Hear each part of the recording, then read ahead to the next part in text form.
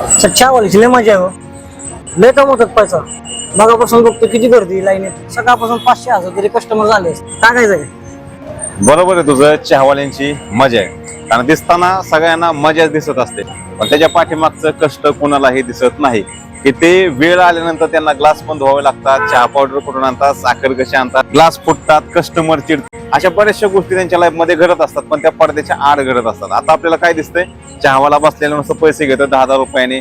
500 customer आले, 1000 customer आले, आणि कपाकडे बघून आपण कॅल्क्युलेशन लावून टाकतो की नाही एवढे पैसे आज जमा झाले असेल, लाखोचा गल्ला झाला असेल. पण त्याच्या पाठीमागे खर्च असतात, कष्ट तर भरपूर असतात, आणि त्याचबरोबर बऱ्याचशा गोष्टी त्यांनाही फेस करावे लागतात. म्हणून आपण म्हणतो ना, दुरून डोंगर साजरे. बसून पैसा घेताना सगळ्यांना दिसतं, पण त्याच्या पाठीमागे जे कष्ट असतात ते लवकर कोणालाही दिसत नाही. आणि हे सगळ्या बिझनेस मध्ये असतं, कष्टाशिवाय पर्याय नाही.